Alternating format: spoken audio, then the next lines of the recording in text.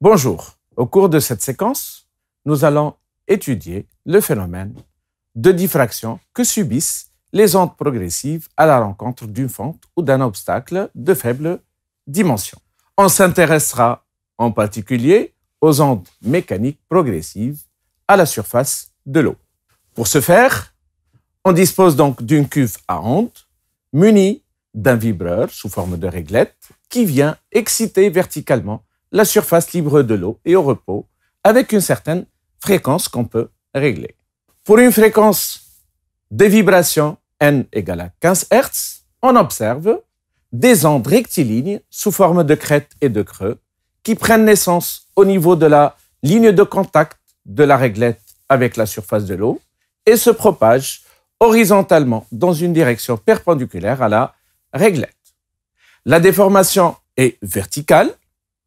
Elle est perpendiculaire à la direction de propagation, donc on est en présence d'une onde transversale. Ces ondes progressives sont sinusoïdales, elles possèdent une période spatiale lambda que l'on déterminera tout à l'heure. Sur le trajet des ondes, on place un obstacle muni d'une fente de largeur A égale à 1 cm.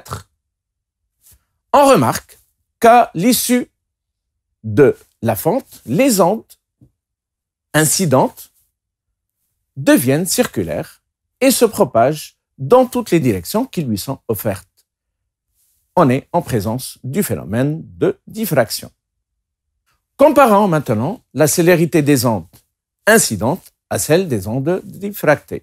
Alors, on peut remarquer donc pour n égale à 15 Hz, lambda des ondes incidentes est égal à lambda des ondes diffractées, lambda i égale à lambda d. Donc lambda i fois n égale à lambda d fois n. Donc la célérité des ondes diffractées est égale à la célérité des ondes incidentes. Une question se pose, quelle est l'influence de la largeur A de la fente sur ce phénomène de diffraction? Alors, pour répondre à cette question, il suffit d'augmenter la largeur A de la fente. On prend une valeur de A égale 5 cm et on produit de la même manière des ondes rectilignes. On remarque cette fois-ci que les ondes rectilignes, à l'issue de la fente, gardent à peu près la même direction de propagation, d'accord, et la même forme. Elles sont légèrement diffractées sur les bords. Le phénomène donc de diffraction est très prononcé quand la largeur A de la fente est de même ordre que la longueur d'onde de l'onde progressive. Les ondes mécaniques se diffractent. Qu'en est-il de la lumière? Est-ce qu'elle subit le même phénomène au passage d'une fente? Alors, pour ce faire, on dispose d'une source de lumière laser monochromatique rouge. On place sur le trajet du faisceau lumineux un écran vertical. On observe sur l'écran un point lumineux rouge. On place sur le trajet du faisceau laser une fente verticale de largeur A de l'ordre de 20 micromètres à une distance d égale à 2 mètres de l'écran.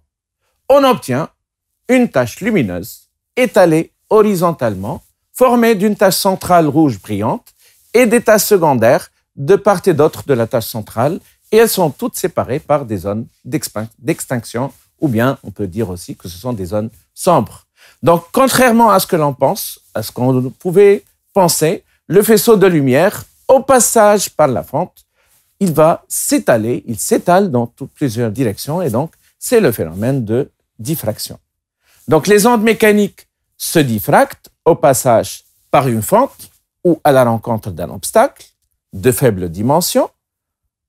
La lumière, à son tour, se diffracte au passage par une fente ou à la rencontre d'un obstacle de faible dimension. Le phénomène de diffraction caractérise les ondes. La lumière se comporte comme une onde. On dit que la lumière donc, a un aspect ondulatoire et on peut donc caractériser la lumière par donc, sa longueur d'onde, sa fréquence et par sa célérité, C, qui vaut 3 à 10 puissance 8 mètres par seconde. Les ondes mécaniques nécessitent un milieu de propagation. La lumière peut se propager dans le vide. Il s'agit d'une onde électromagnétique. Pour l'anecdote, en 1895, le physicien allemand Wilhelm Conrad Röntgen, en travaillant sur des ampoules électriques sous faible pression, il a constaté que celles-ci émettaient des rayons qui pouvaient traverser les sacs, les murs et les corps humains. Il les a appelés rayons X.